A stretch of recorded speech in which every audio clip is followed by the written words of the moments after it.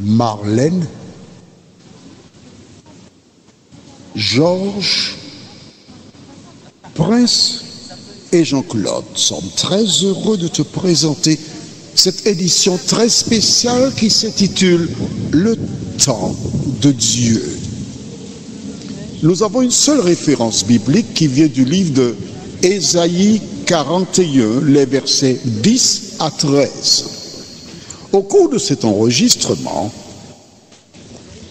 tu entendras parfois des éclats de voix parce que nous sommes dans le jardin des plantes à côté de la gare d'Austerlitz. Je reviens de Châteauroux où j'ai passé un moment avec mon oncle. Le temps de Dieu. La référence biblique se trouve dans le livre d'Ésaïe, chapitre 41, les versets 10 à 13. Cette édition est spécialement dédiée à toutes celles et ceux qui rencontrent des problèmes, qui ont été victimes d'injustice. Dieu te parle à travers cette émission. Je la dédie à quelqu'un que j'affectionne énormément. Son prénom c'est M.A. J'ai beaucoup pensé à elle et je l'ai présentée spécialement à Dieu le 27 août, le jour de mon anniversaire.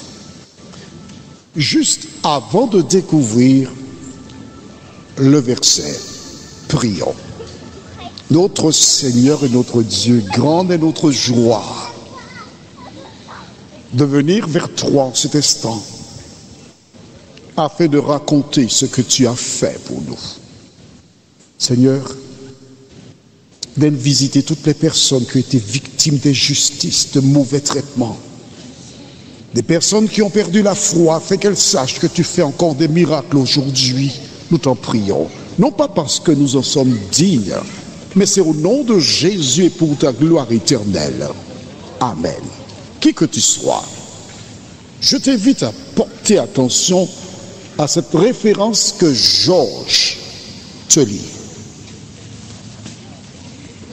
Ne crains rien, car je suis avec toi. Ne promène pas des regards inquiets, car je suis ton Dieu. Je te fortifie, je viens à ton secours. Je te soutiens de ma droite triomphante. Voici, ils seront confondus, ils seront couverts de honte, tous ceux qui sont irrités contre toi. Ils seront réduits à rien, ils périront, ceux qui disputent contre toi. Tu les chercheras et ne les trouveras plus, ceux qui te suscitaient querelle. Ils seront réduits à rien, ils ne seront plus ceux qui te faisaient la guerre. Car je suis l'Éternel, ton Dieu, qui fortifie ta droite, qui te dit « Ne crains rien, je viens à ton secours. » Qui est Georges? Je voudrais te raconter une belle histoire. Nous sommes aujourd'hui le 7 septembre 2024. Et la semaine dernière, le week-end dernier, j'ai été invité dans une communauté du côté d'Orléans. J'ai laissé mon domicile du côté de Lemay-sur-Seine. Je suis arrivé à Gare de Lyon, d'où j'ai pris un métro pour me rendre à Bastille. Et de Bastille, je devais aller à la gare d'Austerlitz. Je cherche mes pas, je regarde les panneaux. Quand soudain, j'entends une personne me dire « Monsieur, vous allez où ?» Je me retourne et je vois une dame vêtue dignement, proprement. J'ai dit « La gare d'Austerlitz ». Mais je la regarde et elle m'indique la destination. Mais je garde les yeux sur elle et je lui dis « Mais tu vas où toi ?» Elle n'a pas entendu ma question, bien elle ne voulait pas entendre ma question. Elle me dit « Mais tu vas où ?» Et finalement, je lui dis, mais tu vas dans quelle église? Elle ouvre son sac, mais je ne sais pas. Elle prend un bout de papier et elle me dit, je vais à Franconville. Alors je lui dis, je vais avec toi. La première fois que je la vois. Mais ce n'est pas moi qui lui ai posé la question, où vas-tu? Mais c'est le Saint-Esprit. J'allais à Orléans. J'ai oublié Orléans et je pars avec elle. Parce que je crois que lorsque Dieu met quelqu'un sur la route, il y a un projet. Mais il faut être en mesure d'entendre la voix de Dieu. Chemin faisant, je lui confie mon nom.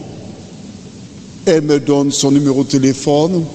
Et on arrive dans le même lieu.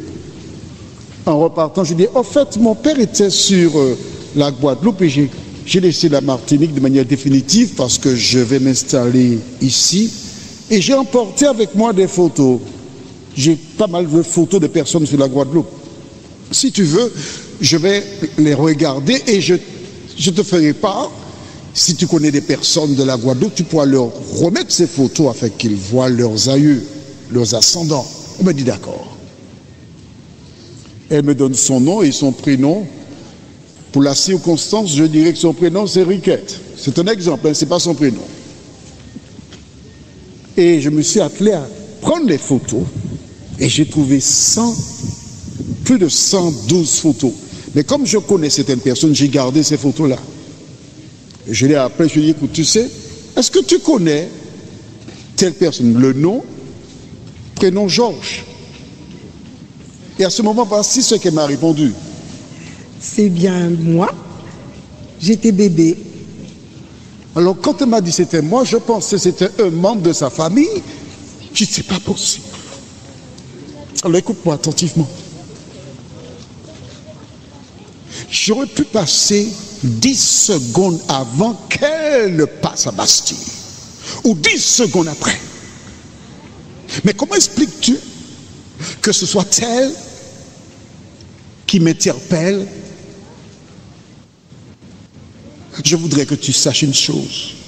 C'est que la Bible déclare, dans les derniers jours, dit l'Éternel, je répandrai mon esprit sur toute chair. Mais je lui ai dit, je ne sais pas pourquoi Dieu m'envoie là avec toi, mais je saurai. Et quand elle m'a dit, c'est moi, on a pris rendez-vous donc, en ce jour, ce dimanche, dans le jardin, parce que je sors d'Austerlitz, justement voir mon oncle. Et à ce moment, quand elle a regardé la photo, écoute bien ce que je te dis. Il y a 70 ans que cette photo a été prise. Elle était loin d'imaginer se voir bébé 70 ans plus tard. Je m'adresse à toi, M.A. Tu es passé par des moments difficiles. Je m'adresse à toi, Victor, Olivier, Jeanne, qui que tu sois. Je voudrais que tu saches que le Dieu qui a permis que Georges voit sa photo 70 ans plus tard, il ne t'a pas oublié. Il ne t'a pas oublié. Et je voudrais dire spécialement à M.A. Combien tu es au fond de mon cœur et que je prie pour toi. Et si aujourd'hui Dieu a permis que je parte à ta recherche à Paris, c'est parce que Dieu t'aime. Dieu a été là. Il est là. Et il fait justice à ses enfants. Je voudrais maintenant m'adresser à toutes celles et ceux qui se posent des questions. Mais pourquoi il est parti? Je voudrais que tu m'expliques pourquoi Dieu m'a mis en contact avec Georges à Bastille. Je voudrais que tu comprennes à travers cette expérience que le Dieu qui m'a dit de partir, à travers cette expérience, est en train de dire à tous, c'est mon serviteur que j'utilise comme bon me semble. Alors si tu as tenu des propos insensés, demande pardon à Dieu. parce que c'est lui qui fait toutes choses bonnes en son temps. Prions notre Seigneur et notre Dieu. À travers cette expérience, tu dis aux uns et aux autres, qui que tu sois, ne promène pas des regards inquiets. À travers cette expérience, tu dis à toutes celles et ceux qui l'entendent que tu fais encore des miracles aujourd'hui pour celles et ceux qui se confient en toi. À travers cette expérience, tu dis à toutes celles et ceux qui ont perdu la foi, qui ont lâché prise, qui doutent, que l'Éternel fait encore des miracles aujourd'hui. Seigneur, merci pour la parole. Merci pour cette expérience hors du commun. Merci d'interpeller toutes celles et ceux qui doutent de l'existence du Créateur, afin que ces personnes se posent les bonnes questions et réalisent qu'il était possible que 70 ans plus tard, que cette jeune femme rencontre un homme qui a emmené des photos à Paris. Seigneur, merci d'utiliser ta parole et cette expérience pour réaliser ton projet, nous t'en prions. Non pas parce que nous en sommes dignes, mais au nom de Jésus.